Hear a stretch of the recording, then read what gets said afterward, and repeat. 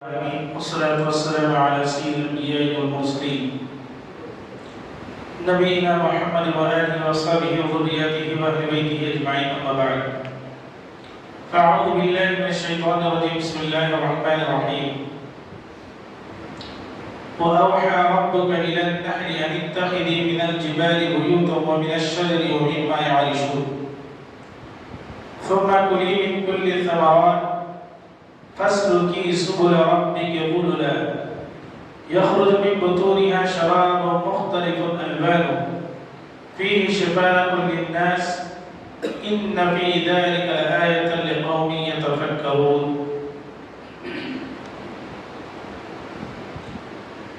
کلام مقدس کی سورۃ النحل کی یہ آیتیں ہیں. سورۃ النحل قرآن مجید کی 16ویں سورت ہے اور اللہ تعالیٰ نے اس سورت کا نام جو رکھا ہے وہ ایک مکھی کے نام پر رکھا ہے.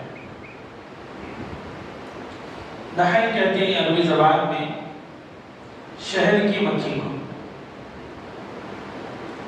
اس بات سے بھی اندازہ لگا سکتے ہیں کہ اللہ تبارک و تعالی نے مسلمانوں کی عبادتوں کے لیے ان کی رہنمائی کے لیے کلام مقدس کے اندر ایک مکھی کا بھی تذکرہ کیا ہے. تو اللہ کے نزدیک اس کا مقام و مرتبہ کتنا بڑا ہوگا.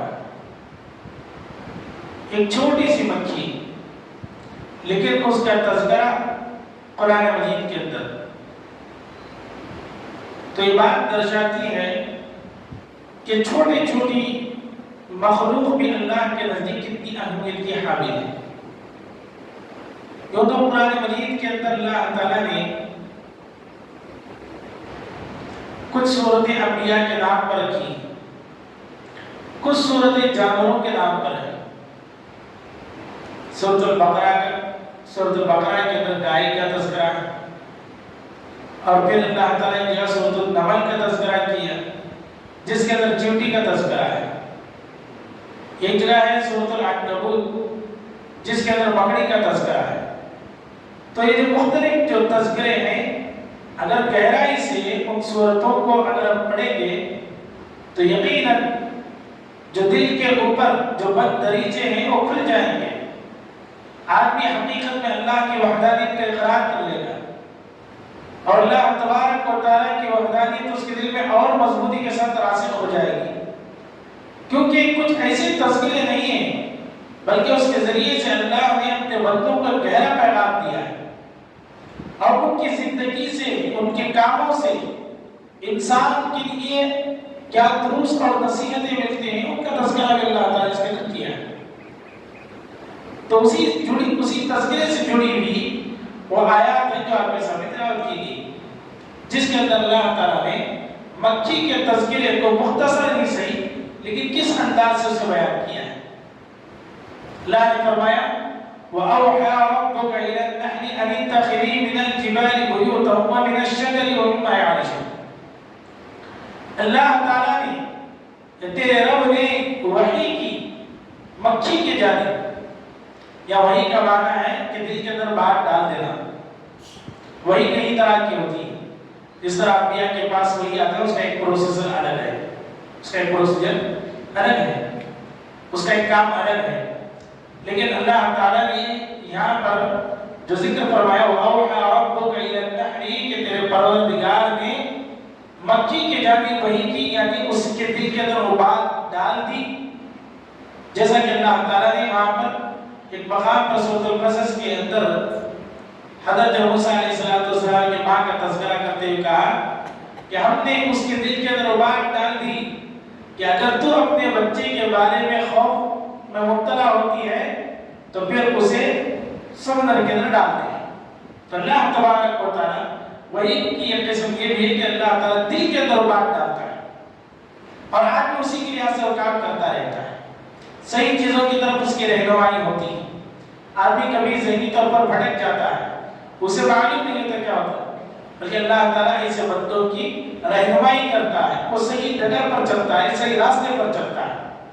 تو اسی سے تذکرہ کرتے ہوئے فرمایا وَأَوْحَىٰ رَبُّكَ إِلَى النَّحْلِ, اللہ نے مکھی کی جانب یہ وحی کی, أَنِ اتَّخِذِي مِنَ الْجِبَالِ بُيُوتًا وَمِنَ الشَّجَرِ وَمِمَّا يَعْرِشُونَ. تین باتیں ذکر فرمائی کہ تم اپنے گھروں کو بنا لو. کہاں بنانا ہے؟ 3 جگہ. مکھی جو ہے 3 جگہ گھر بناتی ہے. فرمایا مِنَ الْجِبَالِ بُيُوتًا, پہاڑوں کے اوپر, پہاڑوں میں گھر کو بناتی ہے. وَمِنَ الشَّجَرِ, درختوں میں اپنے گھروں کو بناتی ہے. وَمِمَّا يَعْرِشُونَ, جو لوگوں کے گھر ہوتے ہیں ان کے چھتوں کے اوپر اپنے چھتوں کو بناتی ہے. یہ 3 جگہ ایسی ہیں جس کے اندر کیا ہے, وہ اپنے گھروں کو بناتی ہے. اس کے علاوہ بھی دیگر چیزیں ہیں, جیسے مٹی کے اندر جو بڑے گہرے سورخ وغیرہ ہوتی ہیں, اس کے اندر بھی کیا ہے, اپنے گھروں کو بناتی ہے. یعنی یہ جو تذکرہ جو اللہ نے کیا ہے, یہ ان کے اندر بات ڈال دی گئی ہے. تو لہذا وہ جہاں کہیں بھی رہے, انہی تینوں چیزوں کا احاطہ کیے ہوئے اپنے گھروں کو بناتی ہے. اور پھر مزید فرمایا ثم كُلِي مِن كُلِّ الثَّمَرَاتِ فَاسْلُكِي سُبُلَ رَبِّكَ ذُلُلًا. اللہ نے کہا کہ پھر تم ہر طرح کے پھلوں کو چکو اور اس سے رس کو چوسو اور پھر اپنے پروردگار کے راستے پر چلو. اب دیکھیں گے مکھی, یہ شہر کی مکھی محض ایک چھوٹی سی مکھی ہے, اس کے اوپر غور کریں کیا ان کے پاس پلاننگ ہوگی, کیسے کام کرتے ہیں, یہ بڑی تفصیلی بات ہے. لیکن آپ دیکھیں کہ وہ اپنے گھر کو بناتی ہیں. وہ گھر کا جو ڈھانچہ ہوتا ہے, گھر کی جو پلاننگ ہوتی ہے, اور اس کے درمیان جو سوراخ ہوتے ہیں, جتنے سوراخ بنتے ہیں سب ایک سائز کے بنتے ہیں, اس کے اندر کوئی کمی بیشی نہیں ہوتی. جو سوراخ بناتے ہیں, جو چھتا بناتے ہیں, اس کے اندر جو چھوٹے چھوٹے جو گھر بنتے ہیں, تمام کے تمام گھر ایک ہی سائز میں ہوتے ہیں, کسی کا کوئی بڑا کوئی چھوٹا نہیں ہوتا ہے. تو اللہ تعالیٰ نے یہ خوبیاں اس کے اندر ڈال دی. اور پھر آتے ہیں وہ رسوں کو لینے کے لیے کئی کلومیٹر کا فاصلہ طے کرتے ہیں, کئی کلومیٹر دور چلے جاتے ہیں, اور جانے کے بعد کیا ہے, پھر وہ رس کو لے کر آتے ہیں. اس آیت کریمہ کے اندر اللہ نے بڑی گہرائی سے بات کی ہے, اور بات یہ ہے کہ اس کے اندر اللہ تعالیٰ نے ہر مکھی کا تذکرہ نہیں کیا ہے. یہ جو رس لے کر آنا اور بچوں کو بنانا, یہ ہر مکھی کی بات نہیں. اللہ تعالیٰ نے مکھی کے اندر بھی 2 قسم بیان کی, میل ہے فیمیل ہے. اور یہ جو کام کرتی ہے وہ فیمیل کام کرتی ہے. میل کا کام آئے گا, فیمیل کا کام آئے گا. تقریباً آپ دیکھیں اس سے کچھ سالوں تک بھی کسی کو معلوم نہیں تھا, سائنس کو بھی نہیں معلوم تھی کہ جو ہے وہ یہ سمجھتے تھے, ہر ایک سمجھتا تھا کہ مکھیاں جاتی ہیں اور سب چیزیں کر کے لاتی ہیں. لیکن جب اس آیات کی گہرائی کو جب پہنچے, قرآن مجید کی صداقت کو انہوں نے تسلیم کیا کہ واقعی یہ ہر مکھی کام نہیں کر سکتی, یہ جو فیمیل کا کام ہے. اسی لیے اللہ نے فرمایا ثم كُلِي مِن كُلِّ الثَّمَرَاتِ, کہ ہر پھلوں میں سے مکھی کو کھاتی ہے. یعنی کون سی مکھی؟ فیمیل مکھی کھاتی ہے. فَاسْلُكِي سُبُلَ رَبِّكَ ذُلُلًا, دور دراز کے علاقوں تک جاتی ہے اور پھر واپس آتی ہے بغیر بھٹکے بھی. بعد میں اس کی تفسیر میں یہ بیان کیا ہے کہ جب وہ اپنے چھتوں سے نکلتی ہے, کئی میل کا فاصلہ کرتی ہے, تو درمیان میں کچھ ایسی خوشبو چھوڑ کر آتی ہے کہ اسے واپسی میں آتے وقت کیا اپنے راستے کو نہیں بھولتی, اپنے راستے کو نہیں بھولتی. اور آپ کبھی کبھی دیکھتے ہیں کہ کبھی ایک ہی جگہ پر کئی سارے چھتے لگے ہوئے ہوتے ہیں, ایک ہی جگہ میں کئی سارے چھتے لگے ہوئے ہوتے ہیں, اور ہر ایک مکھی نکلتی ہے. ایسا نہیں کہ کچھ چلے جائیں, مکھیاں نکل جاتی ہیں اور کچھ حفاظت کے طور پر لگے ہوئے رہتے ہیں. بعض نے کہا کہ جو حفاظت پہ لگے ہوئے رہتے ہیں وہ میل مکھیاں ہیں, جو رس کو لے کر آتی ہیں وہ فیمیل مکھیاں ہیں. اور بعد میں یہاں تک یہ کہا کہ اس کے اندر جو چیزیں ہیں, یہ کھانا لے کر آنا, بچوں کو پیدا کرنا, بچوں کو جو پیٹس کے اندر انڈے دے کر پیدا کیے جاتے ہیں, اور پھر جو ہے منہ سے پیٹ سے جو ہے وہ رس جو لے کر آتے ہیں وہ لا کر سے بناتے ہیں, اور اپنے منہ سے جو ہے یہ بناتے ہیں, گھر کا پورا چھت وہ چھتا وغیرہ بنا دیتے ہیں. تو یہ جو مختلف کام ہے جو اللہ تعالیٰ نے ان کے بیان کروائے کہ ہر ایک اپنے احاطے میں ہر ایک کام کو بانٹا ہوا ہے, اور اسی کام کے تحت وہ کام کر رہے ہیں. تو اللہ تعالیٰ نے اس کے تعلق سے بیان کرو. اس لیے دور دراز کے علاقوں میں جاتے اور جب واپس آتے ہیں تو بیٹھتے نہیں ہیں, وہ باقاعدہ اپنے گھر کی طرف آتے ہیں, اپنے بچوں کے لیے بھی رزق لاتے ہیں, اپنے لیے بھی رزق لاتے ہیں. اور ایک بار بھی جان لیں اللہ تعالیٰ نے کتنی گہرائی سے بات ذکر فرمائی مکھی کے تعلق سے کہ مکھی کو پیٹ بھرنے کے لیے صرف اور صرف 2 ہی پھولوں کا رس کافی ہے. مکھی کو اپنا پیٹ بھرنے کے لیے 2 ہی پھولوں کا رس کافی ہے, اس میں پیٹ اس کا بھر جاتا ہے. لیکن اس کے باوجود اتنا اسٹاک وغیرہ کیا جاتا ہے, اس کی وجہ کیا ہے؟ دیکھیں اللہ تعالیٰ کا بہت بڑا احسان و کرم ہے کہ اللہ تبارک و تعالیٰ نے ساری انسانیت کو پیدا کیا اللہ کی عبادت کے لیے. اللہ تعالیٰ نے ساری انسانیت کو پیدا کیا ہے کس کے لیے؟ اللہ کی عبادت کے لیے. اور ساری دنیا کو جو پیدا کیا وہ انسانوں کے لیے پیدا کیا ہے. دنیا کی ہر چیز انسان کے لیے کہ اس سے وہ فائدہ اٹھائے. مکھی بھی جو یہ چیزوں کو جمع کرتی ہے وہ انسانوں کے لیے. یہ درس ملتا ہے مکھی سے انسان اپنے لیے نہیں بلکہ دوسروں کے لیے جینا چاہیے. اپنے لیے کتے بھی جیتے ہیں, آدمی اپنے لیے چاہتا ہے, لیکن یہ صفت انسان کی نہیں ہے. بہترین انسان وہ ہے جو دوسروں کا سہارا بنتا ہے, دوسروں کے دکھ درد کے اندر کام آتا ہے, دوسروں کے خاطر اپنے آپ کو بڑھاتا ہے. ایک بہترین انسان کی علامت ہے. جو ہمیں مکھی سے یہ درس ملتا ہے تو مکھیاں کے لیے کھانے کے لیے کافی تھا, وہ کھا کر وہیں سے آ جاتی, لیکن اسے لا کر جمع کرنا اس بات کی دلیل ہے کہ مکھیاں جو ہے وہ بناتی کسی اور کے لیے. وہ کون ہے؟ وہ ہم جیسے لوگ ہیں جو اس سے ہم حاصل کرتے ہیں.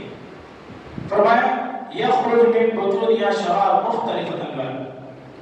اللہ نے فرمایا کہ مکھیاں جو رس وغیرہ جو لاتی ہیں جمع کرتی ہیں تو ان کے پیٹوں سے مختلف قسم کا رس نکلتا ہے شہد کی شکل میں.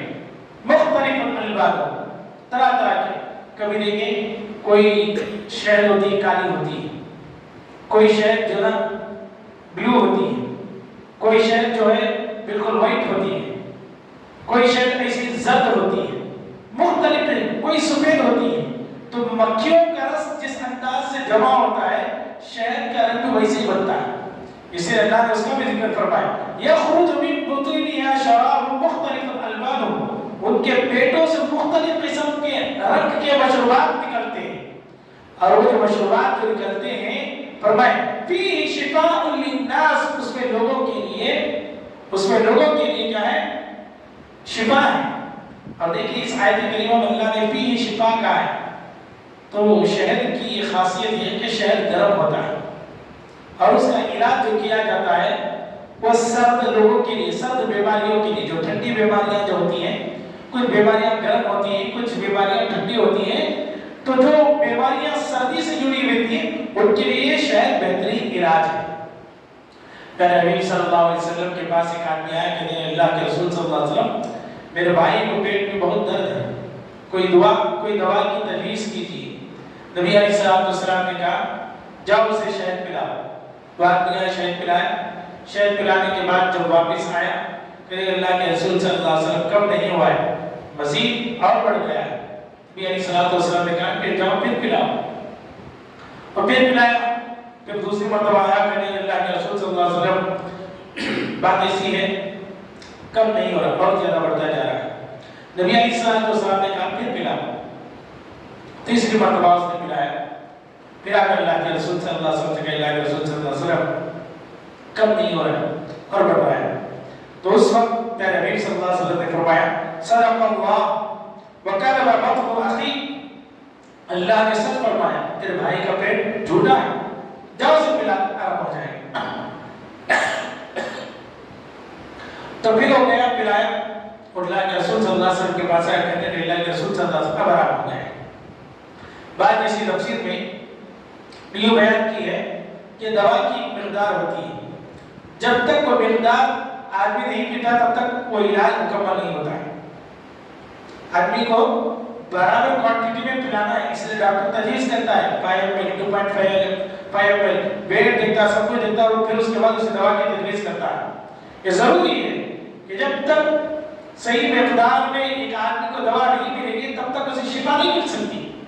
اسی لیے جب تک اسے پلاتا گیا دوا کی وہ مقدار جب اسے پہنچ گئی تو اسے شفا مل گئی.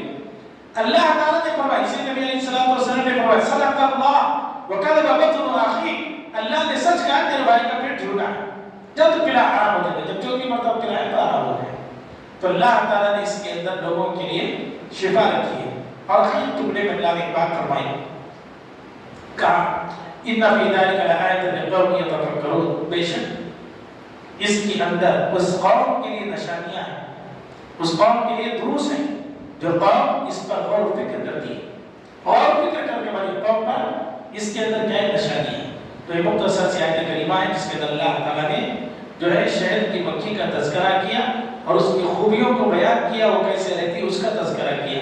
تو اور آخر میں جو بات ذکر فرمائی ہے کہ غور و فکر کرنے کی بھی تعلیم دی ہے کہ صرف اسے بیان کرنا مقصد نہیں ہے، بلکہ اس کے ساتھ اس سے نکلنے والے دروس اور نصیحتیں جو پیغام اس سے ملتا ہے اسے ایک مسلمان اپنی زندگی میں داخل کر کے اور اس کے نقش قدم پر چلنے کی کوشش کرنی چاہیے. دعا رب العالمین سے رب العالمین ہم تمام سیمانوں میں قرآن مجید کو پڑھنے سمجھنے اور اس کی تعریف نہیں گزارنے کی توفیق نصیب فرمائے. آمین. السلام علیکم ورحمۃ اللہ وبرکاتہ.